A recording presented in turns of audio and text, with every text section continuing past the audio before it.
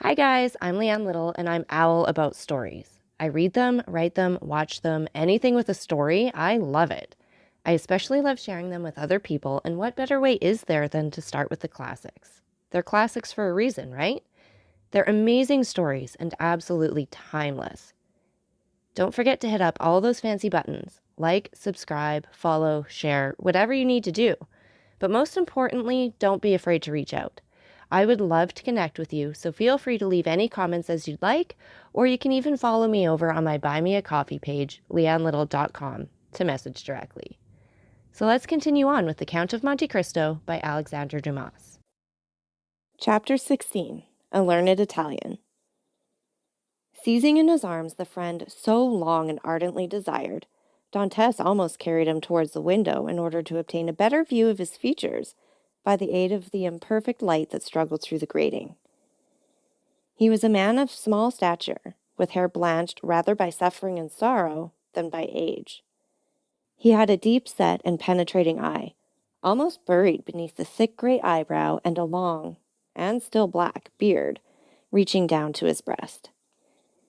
His thin face, deeply furrowed by care, and the bold outline of his strongly marked features, betokened a man more accustomed to exercise his mental faculties than his physical strength. Large drops of perspiration were now standing on his brow, while the garments that hung about him were so ragged that one could only guess at the pattern upon which they had originally been fashioned. The stranger might have numbered 60 or 65 years, but a certain briskness and appearance of vigor in his movements made it probable that he was aged more from captivity than the course of time. He received the enthusiastic greeting of his young acquaintance with evident pleasure, as though his chilled affections were rekindled and invigorated by his contact with one so warm and ardent. He thanked him with grateful cordiality for his kindly welcome, though he must at that moment have been suffering bitterly to find another dungeon where he had fondly reckoned on discovering a means of regaining his liberty. "Let us first see," said he, "whether it is possible to remove the traces of my entrance here. Our future tranquillity depends upon our jailers being entirely ignorant of it." Advancing to the opening, he stooped and raised the stone easily in spite of its weight. Then, fitting it into its place, he said, "You removed the stone very carelessly, but I suppose you had no tools to aid you." "Why," exclaimed Dantes with astonishment, "do you possess any?" "I made myself some, and with the exception of a file, I have all that are necessary: a chisel, pincers, and lever." "Oh, how I should like to see these products of your industry and patience!" "Well, in the first place, here is my chisel." So saying, he displayed a sharp, strong blade with a handle made of beechwood.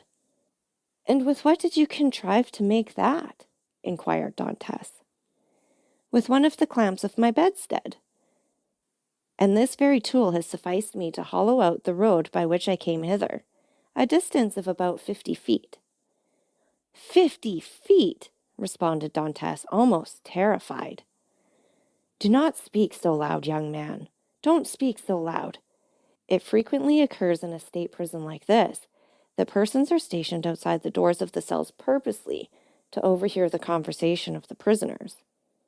But they believe I am shut up alone here. That makes no difference." "And you say that you dug your way a distance of 50 feet to get here?" "I do. That is about the distance that separates your chamber from mine. Only, unfortunately, I did not curve aright.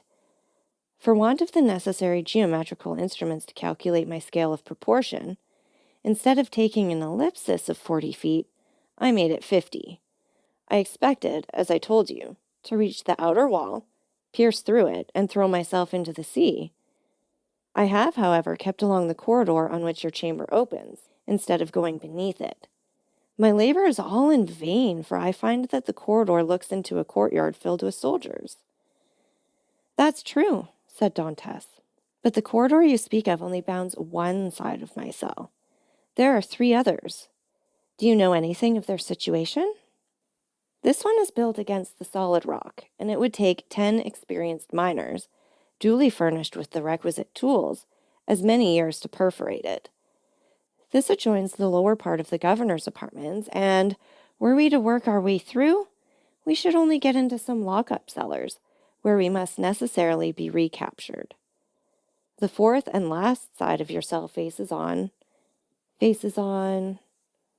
Stop a minute. Now where does it face? The wall of which he spoke was the one in which was fixed the loophole by which light was admitted to the chamber.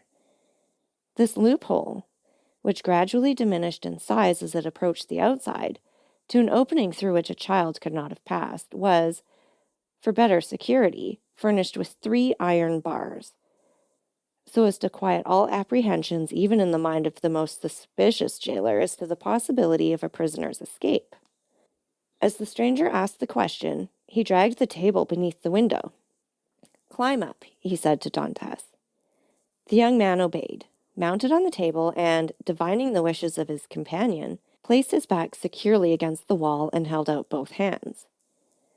The stranger, whom as yet Dantes knew only by the number of his cell, sprang up with an agility by no means to be expected in a person of his years, and, light and steady on his feet as a cat or a lizard, climbed from the table to the outstretched hands of Dantes, and from them to his shoulders. Then, bending double, for the ceiling of the dungeon prevented him from holding himself erect, he managed to slip his head between the upper bars of the window, so as to be able to command a perfect view from top to bottom. An instant afterwards he hastily drew back his head, saying, "I thought so!" and sliding from the shoulders of Dantes as dexterously as he had ascended, he nimbly leaped from the table to the ground. "What was it that you thought?" asked the young man anxiously, in his turn descending from the table. The elder prisoner pondered the matter. "Yes," he said at length, "it is so. This side of your chamber looks out upon a kind of open gallery where patrols are continually passing and sentries keep watch day and night." "Are you quite sure of that?" "Certain. I saw the soldier's shape and the top of his musket, and that made me draw in my head so quickly, for I was fearful he might also see me." "Well?" inquired Dantes. "You perceive then the utter impossibility of escaping through your dungeon." "Then," pursued the young man eagerly. "Then," answered the elder prisoner, "the will of God be done." Then, as the old man slowly pronounced those words, an air of profound resignation spread itself over his careworn countenance. Dantes gazed on the man who could thus philosophically resign hopes so long and ardently nourished, with an astonishment mingled with admiration. "Tell me, I entreat of you, who and what you are," said he at length. "Never have I met with so remarkable a person as yourself." "Willingly," answered the stranger, "if indeed you feel any curiosity respecting one, now, alas, powerless to aid you in any way." "Say not so. You can console and support me by the strength of your own powerful mind. Pray, let me know who you really are." The stranger smiled a melancholy smile. "Then listen," said he. "I am the Abbé Faria, and have been imprisoned, as you know, in this Chateau d'If since the year 1811, previously to which I had been confined for 3 years in the fortress of Fenestrelle. In the year 1811 I was transferred to Piedmont in France. It was at this period I learned that the destiny which seemed subservient to every wish formed by Napoleon had bestowed on him a son, named King of Rome, even in his cradle. I was very far then from expecting the change you have just informed me of, namely, that 4 years afterwards this colossus of power would be overthrown. Then who reigns in France at this moment? Napoleon II? No, Louis. The brother of Louis. How inscrutable are the ways of Providence! For what great and mysterious purpose has it pleased heaven to abase the man once so elevated, and raise up him who was so abased? Dantes's whole attention was riveted on a man who could thus forget his own misfortunes while occupying himself with the destinies of others. "Yes, yes," continued he, "'twill be the same as it was in England. After Charles I, Cromwell. After Cromwell, Charles II, and then James II, and then some son-in-law or other relation, Some Prince of Orange, a stadtholder who becomes king, then new concessions to the people, then a constitution, then liberty. Ah, my friend, said the abbe, turning towards Dantes, and surveying him with the kindling gaze of a prophet. You are young. You will see all this come to pass. Probably, if I ever get out of prison. True, replied Faria. We are prisoners, but I forget this sometimes. And there are even moments when my mental vision transports me beyond these walls, and I fancy myself at liberty. But wherefore are you here? Because in 1807 I dreamed of the very plan Napoleon tried to realize in 1811. Because, like Machiavelli, I desired to alter the political face of Italy, and instead of allowing it to be split up into a quantity of petty principalities, each held by some weak or tyrannical ruler, I sought to form one large, compact, and powerful empire. And lastly, because I fancied I had found my Caesar Borgia in a crowned simpleton, who feigned to enter into my views only to betray me. It was the plan of Alexander and Clement, but it will never succeed now, for they attempted it fruitlessly, and Napoleon was unable to complete his work. Italy seems fated to misfortune, and the old man bowed his head. Dantes could not understand a man risking his life for such matters. Napoleon certainly he knew something of, inasmuch as he had seen and spoken with him. But of Clement and Alexander, he knew nothing. Are you not, he asked, the priest who here in the Chateau d'If is generally thought to be ill? Mad, you mean, don't you? I did not like to say so, answered Dantes, smiling. Well then, resumed Faria with a bitter smile, let me answer your question in full, by acknowledging that I am the poor mad prisoner of the Chateau d'If, for many years permitted to amuse the different visitors with what is said to be my insanity, and in all probability I should be promoted to the honor of making sport for the children, if such innocent beings could be found in an abode devoted like this to suffering and despair. Dantes remained for a short time mute and motionless. At length he said, Then you abandon all hope of escape? I perceive its utter impossibility, and I consider it impious to attempt that which the Almighty evidently does not approve. Nay, do not be discouraged. Would it not be expecting too much to hope to succeed at your first attempt? Why not try to find an opening in another direction from that which has so unfortunately failed? Alas, it shows how little notion you can have of all it has cost me to effect the purpose so unexpectedly frustrated, that you talk of beginning over again. In the first place, I was 4 years making the tools I possess, and have been 2 years scraping and digging out earth, hard as granite itself. Then what toil and fatigue has it not been to remove huge stones I should once have deemed impossible to loosen?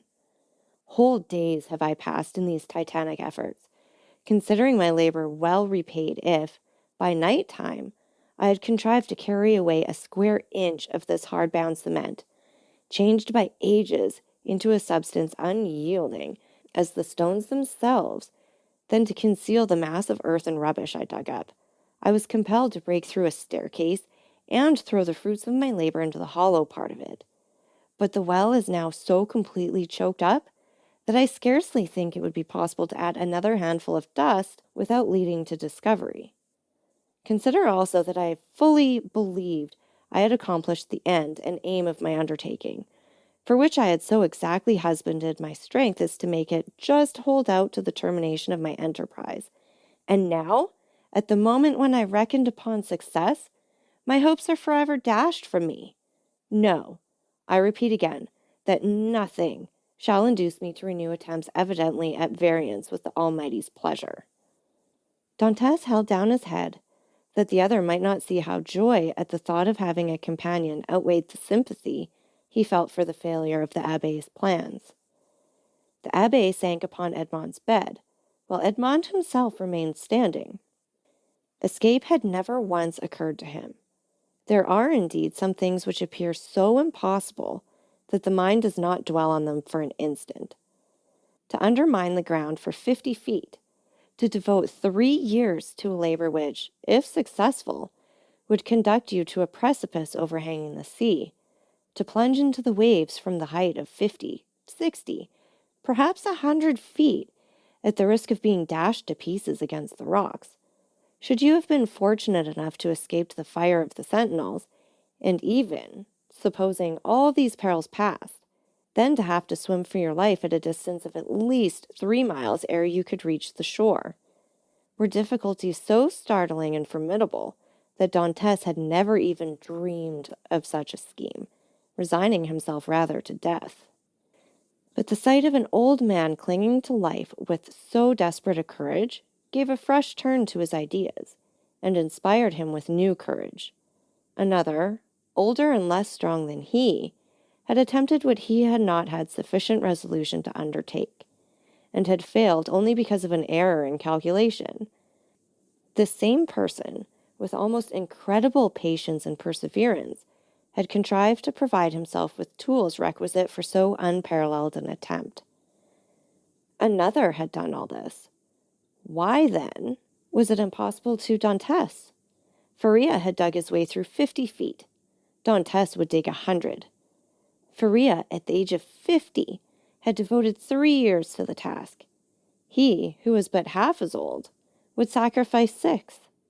Faria, a priest and savant, had not shrunk from the idea of risking his life by trying to swim a distance of 3 miles to one of the islands, Dome, Ratonneau, or Le Maire. Should a hardy sailor, an experienced diver like himself, shrink from a similar task, should he, who had so often for a mere amusement's sake plunged into the bottom of the sea to fetch up the bright coral branch, hesitate to entertain the same project? He could do it in an hour, and how many times had he, for pure pastime, continued in the water for more than twice as long? At once Dantes resolved to follow the brave example of his energetic companion, and to remember that what has once been done may be done again. After continuing some time in profound meditation, the young man suddenly exclaimed, "I have found what you were in search of!" Faria started. "Have you indeed?" cried he, raising his head with quick anxiety. "Pray, let me know what it is you have discovered. The corridor through which you have bored your way from the cell you occupy here extends in the same direction as the outer gallery, does it not?" "It does." "And is not above 15 feet from it?" "About that." "Well then, I will tell you what we must do. We must pierce through the corridor by forming a side opening about the middle, as it were the top part of a cross. This time you will lay your plans more accurately. We shall get out into the gallery you have described, kill the sentinel who guards it, and make our escape. All we require to ensure success is courage, and that you possess, and strength, which I am not deficient in. As for patience, you have abundantly proved yours. You shall now see me prove mine." "One instant, my dear friend," replied the abbé. "It is clear you do not understand the nature of the courage with which I am endowed, and what use I intend making of my strength. As for patience, I consider that I have abundantly exercised that in beginning every morning the task of the night before, and every night renewing the task of the day. But then, young man, and I pray of you to give me your full attention, then I thought I could not be doing anything displeasing to the Almighty in trying to set an innocent being at liberty, one who had committed no offense and merited no condemnation." "And have your notions changed?" asked Dantes with much surprise. "Do you think yourself more guilty in making the attempt since you have encountered me?" "No, and neither do I wish to incur guilt. Hitherto I have fancied myself merely waging war against circumstances, not men. I have thought it no sin to bore through a wall or destroy a staircase, but I cannot so easily persuade myself to pierce a heart or take away a life." A slight movement of surprise escaped Dantes. "Is it possible," said he, "that where your liberty is at stake, you can allow any such scruple to deter you from obtaining it?" "Tell me," replied Faria, "what has hindered you from knocking down your jailer with a piece of wood torn from your bedstead? dressing yourself in his clothes and endeavoring to escape. Simply the fact that the idea never occurred to me, answered Dantes. Because, said the old man, the natural repugnance to the commission of such a crime prevented you from thinking of it. And so it ever is, because in simple and allowable things, our natural instincts keep us from deviating from the strict line of duty. The tiger, whose nature teaches him to delight in shedding blood, needs but the sense of smell to show him when his prey is within his reach. And by following this instinct, he is enabled to measure the leap necessary to permit him to spring on his victim. But man, on the contrary, loathes the idea of blood. It is not alone that the laws of social life inspire him with a shrinking dread of taking life. His natural construction and physiological formation.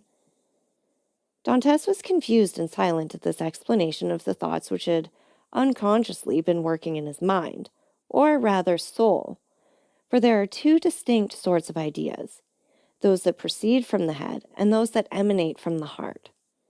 Since my imprisonment, said Faria, I have thought over all the most celebrated cases of escape on record. They have rarely been successful. Those that have been crowned with full success have been long meditated upon and carefully arranged. Such, for instance, as the escape of the Duc de Beaufort from the Château de Vincennes, that of the Abbé de Bucquoy from for l'Évêque, of Latude from the Bastille. Then there are those for which chance sometimes affords opportunity, and those are the best of all. Let us, therefore, wait patiently for some favorable moment, and when it presents itself, profit by it. Ah, said Dantes, you might well endure the tedious delay. You are constantly employed in the task you set yourself, and when weary with toil, you had your hopes to refresh and encourage you. I assure you, replied the old man, I did not turn to that source for recreation or support. What did you do then? I wrote or studied. Were you then permitted the use of pens, ink, and paper? Oh, no, answered the abbé. I had none but what I made for myself. You made paper, pens, and ink? Yes. Dantes gazed with admiration, but he had some difficulty in believing. Faria saw this. When you pay me a visit in my cell, my young friend, said he, I will show you an entire work, the fruits of the thoughts and reflections of my whole life, many of them meditated over in the shades of the Colosseum at Rome, at the foot of St. Mark's Column at Venice, and on the borders of the Arno at Florence, little imagining at the time that they would be arranged in order within the walls of the Château d'If. The work I speak of is called A Treatise on the Possibility of a General Monarchy in Italy, and will make one large quarto volume. And on what have you written all this? On 2 of my shirts. I invented a preparation that makes linen as smooth and as easy to write on as parchment. You are, then, a chemist? Somewhat. I know Lavoisier, and was the intimate friend of Cabanis. But for such a work you must have needed books. Had you any? I had nearly 5,000 volumes in my library at Rome, but after reading them over many times, I found out that with 150 well-chosen books, a man possesses, if not a complete summary of all human knowledge, at least all that a man need really know. I devoted 3 years of my life to reading and studying these 150 volumes, till I knew them nearly by heart, so that since I have been in prison, a very slight effort of memory has enabled me to recall their contents as readily as though the pages were open before me. I could recite to you the whole of Thucydides, Xenophon, Plutarch, Titus Livius, Tacitus, Strada, Jornandes, Dante, Montaigne, Shakespeare, Spinoza, Machiavelli, and Bossuet. I name only the most important. You are, doubtless, acquainted with a variety of languages, so as to have been able to read all these. Yes, I speak 5 of the modern tongues, that is to say, German, French, Italian, English, and Spanish. By the aid of ancient Greek, I learned modern Greek. I don't speak it so well as I could wish, but I'm still trying to improve myself. Improve yourself, repeated Dantes. Why, How can you manage to do so? Why, I made a vocabulary of the words I knew, turned, returned, and arranged them, so as to enable me to express my thoughts through their medium. I know nearly 1,000 words, which is all that is absolutely necessary, although I believe there are nearly 100,000 in the dictionaries. I cannot hope to be very fluent, but I certainly should have no difficulty in explaining my wants and wishes, and that would be quite as much as I should ever require. Stronger grew the wonder of Dantes, who almost fancied he had to do with one gifted with supernatural powers. Still hoping to find some imperfection which might bring him down to a level with human beings, he added, "Then, if you were not furnished with pens, how did you manage to write the work you speak of?" "I made myself some excellent ones which would be universally preferred to all others if once known.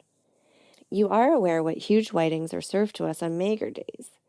Well, I selected the cartilages of the heads of these fishes, and you can scarcely imagine the delight with which I welcomed the arrival of each Wednesday, Friday, and Saturday, as affording me the means of increasing my stock of pens, for I will freely confess that my historical labors have been my greatest solace and relief.